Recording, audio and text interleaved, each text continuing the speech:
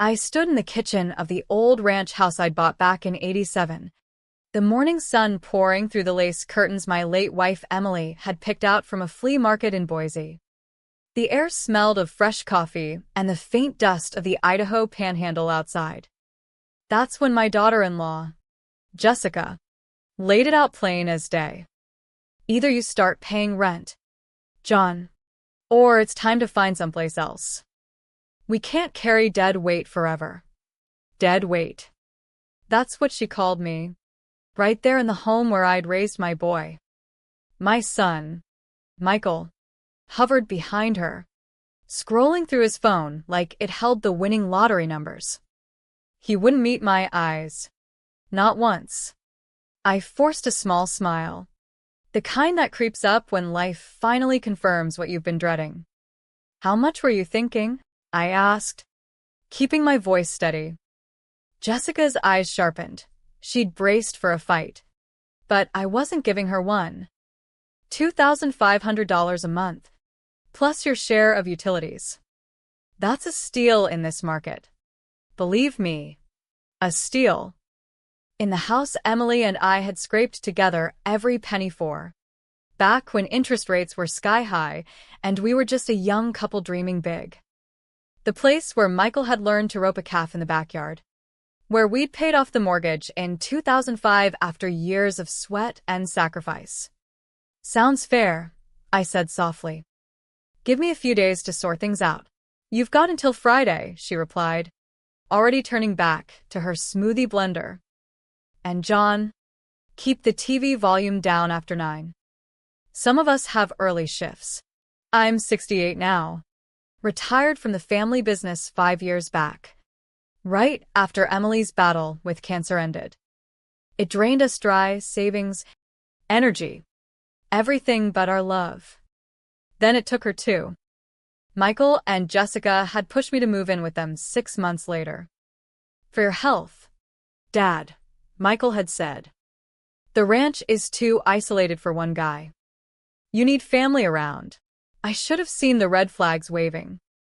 That afternoon, I picked up the phone and dialed a number I hadn't used in months. "Mr. Harlan." The voice on the other end was steady, like an old oak. "It's good to hear from you. Hey, Tom. I need a favor." "Name it, sir." "Is the guest house by the vineyard still empty?" A beat of silence. "The one at the estate?" "Yeah." "But are you sure? I thought you wanted to stay near your son." "Things change," I replied. "I'll need it ready by Friday." Considered handled. "Want me to send a truck?" No. "I'll manage the move myself." Thursday evening. Michael got home early from his tech job in Boise, unusual for him, since he usually clocked out around 7. I was upstairs in my room, packing what little I had left.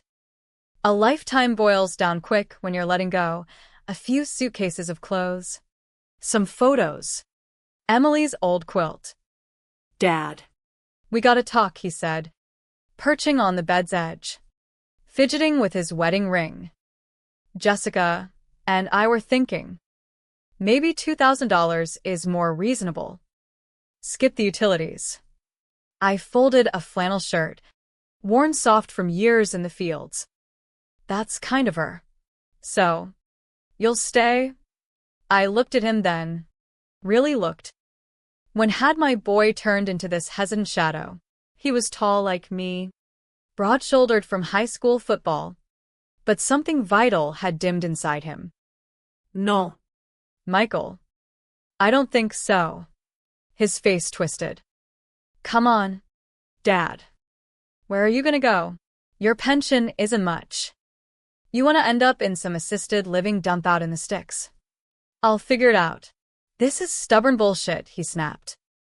"Jessica's compromising here. You're acting like a kid." I zipped the bag shut.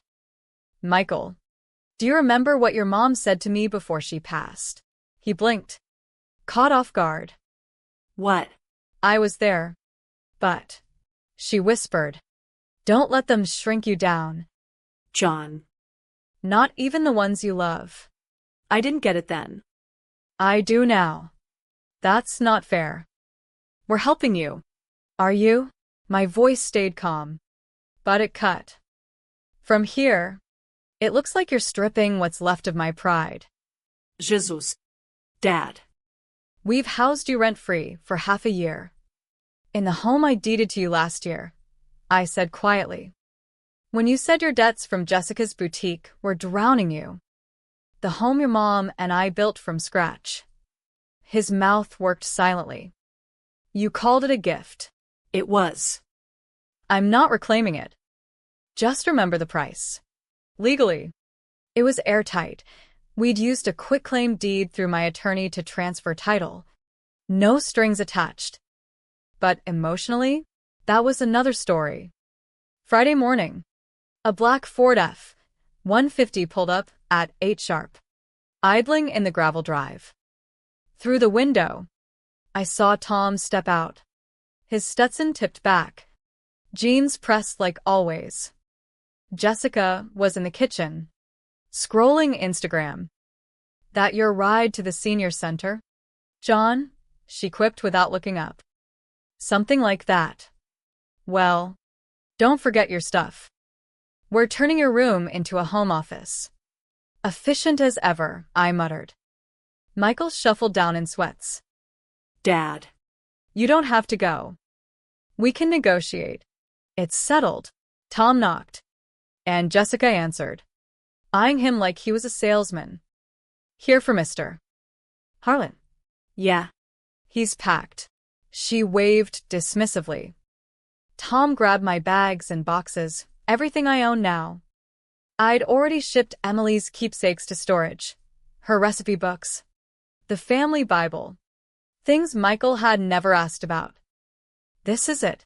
Michael asked, voice cracking. You're really leaving? You gave me options. I'm taking one. But where? You can't afford Boise prices. I'll manage. Jessica piped up from the hall. By the way, we're gutting the basement for storage. Anything left down there gets junked. The basement, where I'd built Michael's first treehouse model. Where Emily and I had danced to old country records on rainy nights. Nothing I need, I said. Tom held the truck door. I climbed in, glancing back. Michael stood on the porch, hands jammed in pockets. Jessica had vanished inside. Where to? Boss. Tom asked. Home, I said. Take me home. We headed west out of the suburbs, past the strip malls and onto the interstate, slicing through the high desert. Tom didn't pry. That's why he'd been my right-hand man for 2 decades. The drive took 2 hours. City giving way to sagebrush and foothills. The Snake River glinting in the distance. It was early fall, leaves turning gold on the cottonwoods. Emily used to pull over just to breathe it in, camera in hand. We exited onto a gravel road, the gate swinging open. The sign read, Harlan Vineyards. A. 1995. Jessica had asked once what I'd done before retiring. Agriculture, I'd said. True enough, wine grapes count. What I skipped was that our 300-acre spread in Idaho's wine country produced 20,000 cases a year, snagged awards at the San Francisco Chronicle wine competition, and sat on land worth north of $15 million. The main lodge appeared, a log cabin-style home Emily had remodeled over years. The tasting barn gleamed with modern glass walls, vines rolling out like a green sea. Tom parked at the guest house, a converted barn loft we'd finished before Emily's diagnosis.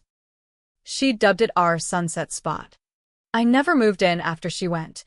The memories were too raw. Stocked the fridge, Tom said. Mary left some chili in the freezer, your favorite. Mary, our foreman's wife, who'd managed the tasting room forever, who'd held my hand at Emily's service. Thanks, Tom. for everything. You sure about this? Alone out here? I'm not alone. I'm home. That first week back at Harlan Vineyards, I dove headfirst into the harvest. No calls to Michael, I needed space to breathe. My hands, calloused from years of pruning, remember the rhythm, snipping clusters, filling bins under the relentless sun. The crew welcomed me like a long-lost uncle. Thought the city lights stole you for good. Boss, our foreman, Hank, joked as we worked the Cabernet rows. Just a detour, I replied. How's the yield looking? Best in years. That new irrigation system's paying off. Evenings, I sat on the guest house porch, watching the sun dip behind the Oahe Mountains, a glass of our award-winning Merlot in hand. Emily and I had planted the first vines ourselves, back when we were broke newlyweds with a wild idea. We'd taken out a SBA loan, $75,000, a fortune then, and poured every cent into the dirt. Failures piled up. Frost kills. Pest outbreaks. But we adapted, learned from extension agents, turned it into something real. The business was structured as an LLC for tax purposes. With me as sole owner after Emily's passing, ironclad estate planning we'd done with our lawyer in Boise. The second week, Michael's calls started. I let them ring to voicemail, his voice increasingly frantic. Dad, where are you? Call me back. On the 4th, I picked up. I've been worried sick, he blurted. Busy, I said. With what? Are you okay? Fine. How's the office remodel? Screw the remodel. We need to talk. Where are you staying? Somewhere I can afford. Pause. Look. Dad. Maybe we jumped the gun on rent. Come back, no charge. We'll make it work. Why? I pressed.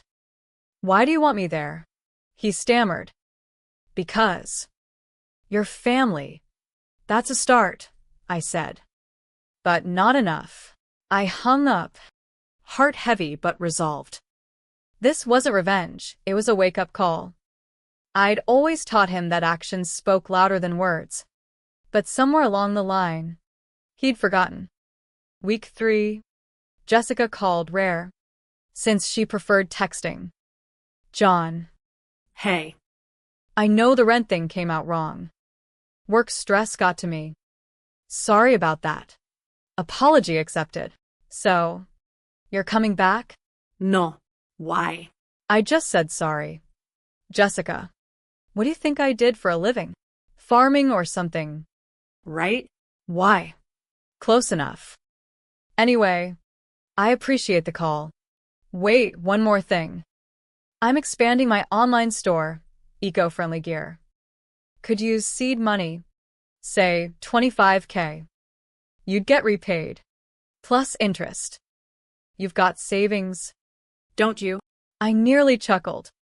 Not the investor you're looking for. Come on. Family helps family. Agreed, I said. But support goes both ways. Click. Her nerve floored me. But it clarified things. Legally, our family dynamics were messy. No conservatorship threats yet. But I sensed they might probe my stability. I'd already looped in my attorney, Sarah Klein, who'd handled our vineyards incorporation and Emily's will. They're bluffing if they try anything, she'd assured. You're sharp as a tack. No grounds for incompetence. By week 4, a certified letter arrived from a Boise law firm. Michael and Jessica expressed concern for my mental health, hinting at a guardianship evaluation. It cited my sudden departure as erratic. I forwarded it to Sarah. Standard scare tactic, she said. No evidence of incapacity. Want a counter? Let him stew a bit. We drafted a response outlining my sound mind and independent finances, but held off sending. In Idaho, adult guardianship requires court proof of inability to manage affairs, medical evals, hearings. I was miles from that. Week 5. Michael showed up unannounced. I was in the tasting barn, chatting with Mary about holiday events, when his SUV crunched gravel outside. He walked in, froze. The place buzzed, tourists sampling flights. Walls lined with medals from the Idaho Wine Commission, photos of Emily and me at harvest festivals, clinking glasses at our first bottling. "Can I help you?" Mary asked coolly. "Looking for John Harlan." "And you are?" "His son." Her eyes narrowed. "1 second." She slipped back to me. "Want me to boot him?" No. "Let him wait." I finished with a group of retirees from Seattle, pouring our Syrah. 15 minutes later, I approached. Michael stared at a photo, Emily and me at the Northwest Wine Expo, gold medal in hand. "That's Mom," he murmured. "She looks proud." She was. He turned. "What is this?" Dad. "Harlan Vineyards. Your mom's and my legacy. You own this." "Yep." He gawked at the polished bar, the vaulted ceilings, the steady cash flow. "How much is it worth? Does it matter? You let us think you were scraping by. You assumed that." "I never claimed poverty. But why hide it? To see how you'd treat me without the dollar signs. Respect shouldn't hinge on a bank balance." He sank onto a stool. "We built this from dirt," I continued. "Started with a loan. No experience. Worked dawn to dusk. Learned the hard way. Nearly lost it twice to droughts. I had no idea. You never asked. When I retired, you pegged me as some washed-up farmer. When I moved in, you saw a freeloader. That's not. Let me finish. I deeded you the house legally, quitclaim. No takebacks. But it was more than bricks, it was memories. You turned it into a transaction. Jessica pushed it. And you let her." The tourists milled about, oblivious. Outside, vines rustled in the breeze. "Last time you called just to check in? Not for favors. But real talk." He flushed. "When did you last ask about your mom? How I'm coping?" His eyes welled. "Dad, I gave the house hoping it'd ground you, remind you of roots. Instead, you charged rent on your inheritance. I thought it was from Jessica's folks. Check the docs. Harlan Estates LLC funded it. That's us." He slumped. "Why not tell us up front?" Grief blinded me.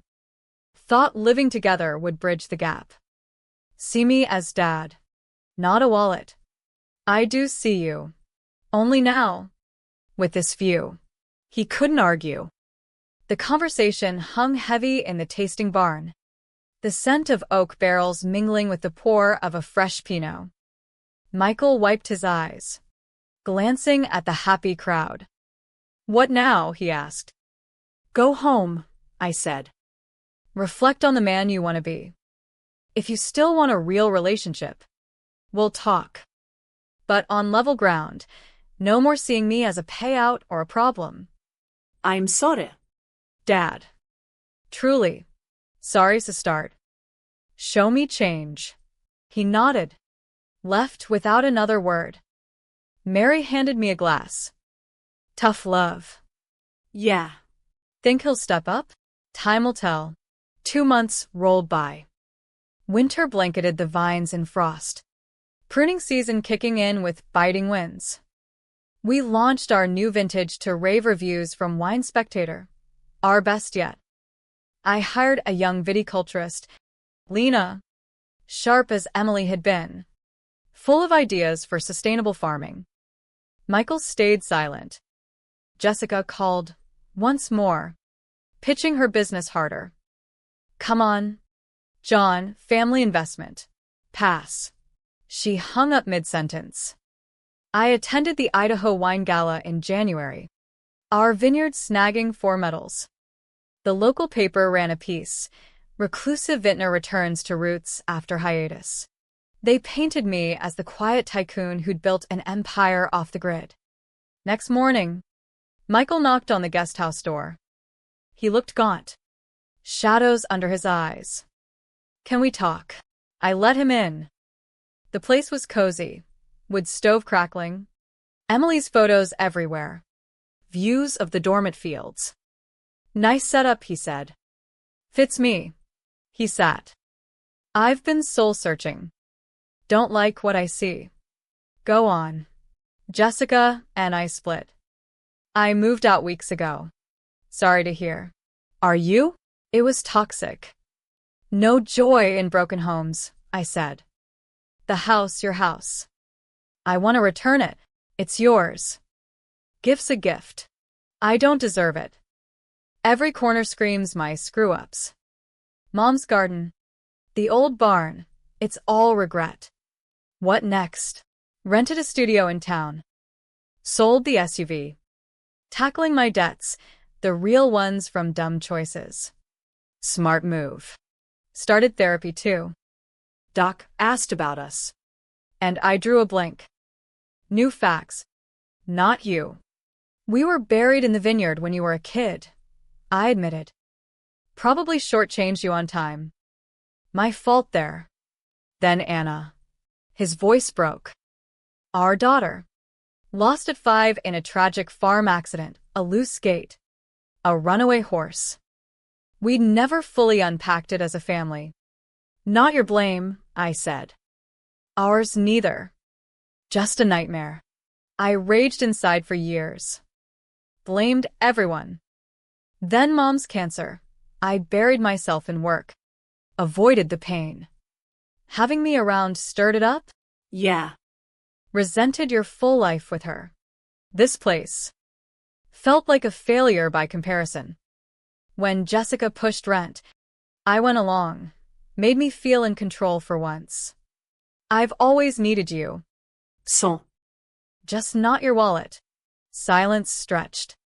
A hawk circled outside, sharp against the snow. Why gift the house knowing I was ungrateful?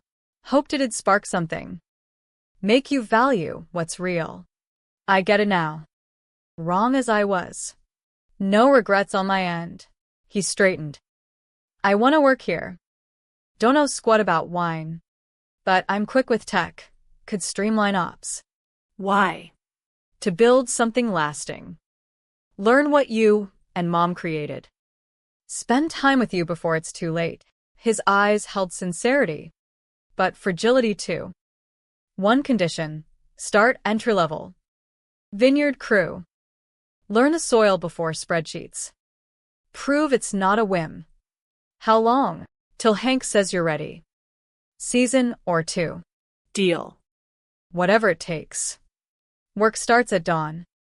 Brutal in winter. I'm in. He rose. Paused. Read that article. You bootstrapped this with a loan and grit. Yep. SBA cash. Sold our truck. Second mortgage on a fixer-upper. 3 jobs apiece while planting. Risked it all. For something beautiful. Enduring. He left. And I watched him drive off. A spark of hope flickering. Next Monday, he arrived at 5:45, bundled in new work gear. Hank paired him with Raoul. Our toughest pruner, no nonsense. From my window, I saw Michael fumble cuts. Get barked at. Try again. Raoul's frustration was palpable. It'd be a grind. Maybe he'd bail when blisters formed. Or maybe not. Vineyards teach resilience, that worth comes from effort. Family from shared sweat. I brewed coffee.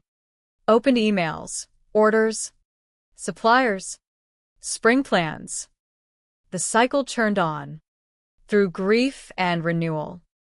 Emily's photo smiled from my desk. Our first harvest. Muddy. Beaming. Triumphant. She'd known we'd craft something timeless. I texted Michael. Stay hydrated. Raoul's a taskmaster. Reply. Already feeling it. Thanks. Dad. Small. But real. A beginning. As weeks turned to months. Michael stuck it out. Pruning gave way to bud break. Then tying shoots in spring's thaw. He showed up rain or shine, earning grudging nods from the crew. Kids got grit, Hank admitted one day over lunch. Didn't expect that. Michael started asking questions, not just about vines, but us. Tell me about Mom's first wine blend, he'd say during breaks. We'd talk, her laugh, our early flops, Anna's bright spirit. Therapy helped him unpack the anger. I joined a session or two, owning my absences. Jessica faded into the background, divorce papers filed. No contest. She tried one last pitch for funds, but I referred her to a small business grant program. No hard feelings, life's too short. Legally, everything stayed clean, the house deed held. But Michael listed it for sale. Proceeds to charity in Emily's name. Feels right, he said. Our bond grew, not from money, but mud and memories. He moved up to logistics by summer, optimizing our distribution with his IT smarts. This place, it's alive, he marveled during a sunset walk through the rows. Harvest season hit like a freight train that fall, the air thick with the sweet rot of fermenting grapes. Michael was knee-deep in it now, running crush crews with a confidence I hadn't seen since his college days. Dad. Check this new app for tracking yields, he said one morning. Phone in hand. We'd integrated tech into the old ways, boosting efficiency without losing the soul. The crew respected him. Raoul even clapped him on the back after a long day. Not bad for a city boy. Evenings, we'd share dinners at the guest house, simple stuff. Chili or grilled steaks from local ranches. Conversations flowed deeper, his regrets over drifting from family, my admissions of burying grief in work. I should have pulled you in sooner, I confessed. Let you see the magic here. I wasn't ready, he replied. But now? This feels like home. We toasted with our reserve Cabernet, the one Emily had perfected. Her absence lingered, but it warmed rather than wounded. One crisp October day, as we oversaw the press, Michael pulled me aside. Sold the house. Yeah. Donated the equity to a cancer foundation. Like we talked. Proud of you. He shifted. And I'm dating someone. Met her at therapy group. She's a teacher. Down to earth. Bring her by sometime. His smile was genuine. Unshadowed. The vineyard thrived that year. Record output. More awards. But the real win was us. Father and son. Rebuilding on solid ground. Winter returned. A quiet blanket over the land. Michael rented a cabin nearby. Commuting daily. We planned expansions. A new varietal. Eco tours for schools. Teach kids about roots, he said. Like you taught me. Therapy continued. We faced Anna's loss head-on, visiting her grave together for the first time in years. Tears flowed, but healing followed. She'd be proud, I whispered. Of both of us. Jessica resurfaced via email. Congrats on the awards. Subtle ask for a reference. I wished her well. No more. Life cycles. Prune the deadwood. Nurture the new. Michael proposed at Christmas. His fiancée a warm soul who fit right in. To fresh starts, we toasted. The lesson settled light. Family isn't blood alone. It's choice. Effort. Forgiveness. Vineyards whisper it yearly, growth demands patience. But the harvest is sweet. As spring buds swelled, Michael handled more ops, freeing me for the fields. You've earned it, I told him. He nodded, eyes bright. We'd turned pain to purpose, betrayal to bond. Emily's spirit echoed in every vine. Don't shrink, grow tall. But let's rewind a bit. Those early months weren't all smooth. Michael's first pruning mishaps led to a heated argument with Raoul, nearly quitting. "This is bullshit," he vented to me. "Stick it," I said. "Earn their trust." He did, apologizing next day. Small victories built him up. Legal loose ends tied neatly. Sarah Klein reviewed everything, confirming no claims on the vineyard. "You're golden," she said. Summer brought challenges. A heat wave stressed the vines. Michael coordinated emergency irrigation, saving the crop.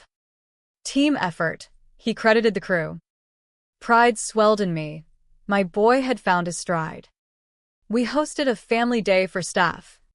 Barbecues and games under the stars. His fiancée, Clara, charmed everyone.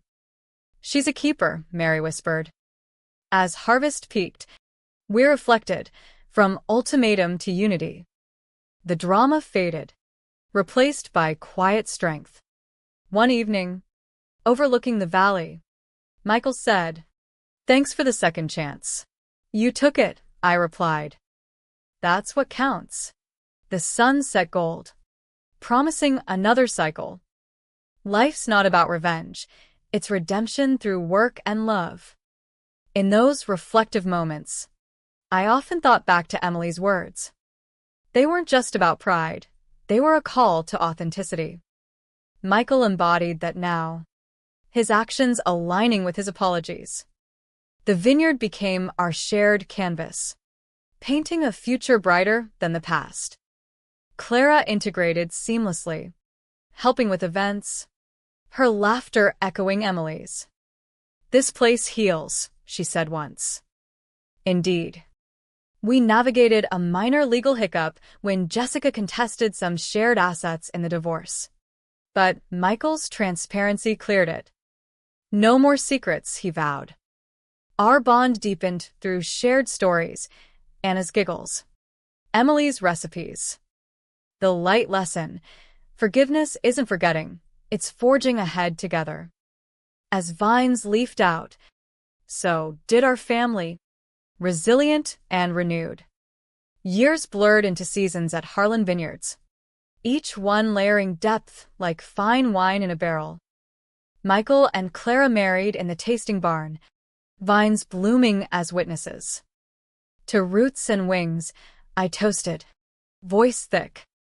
Their son, named after Anna in spirit, little Alex, arrived 2 years later, toddling through rows I'd once planted alone. "Grandpa, what's this?" he'd ask, grape in chubby fist. "That's where magic starts," I'd say. Heartful.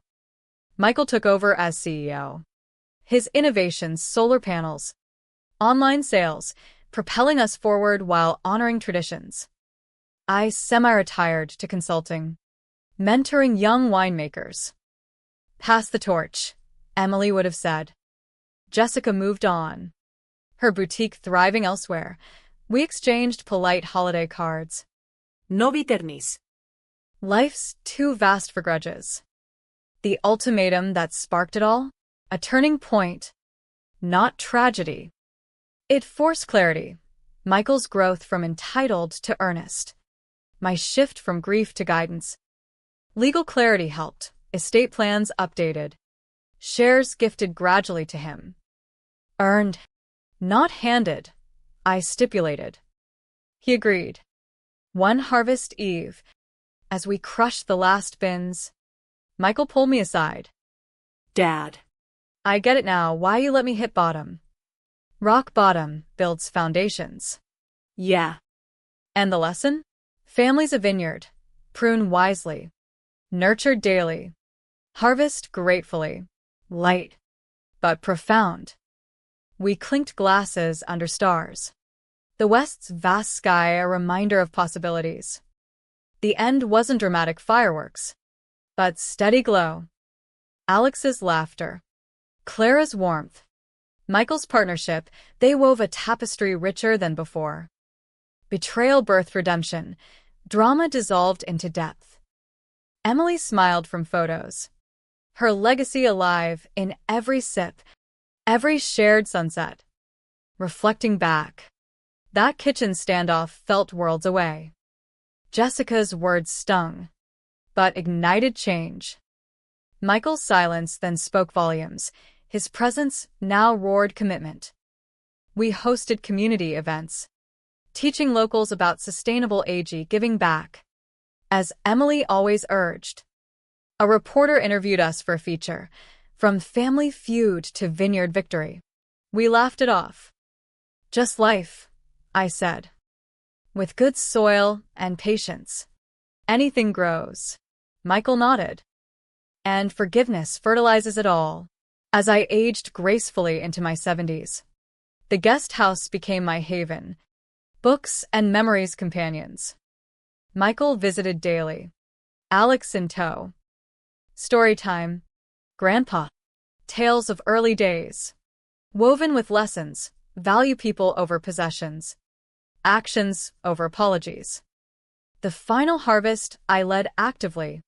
We broke records. You're doing, I told Michael.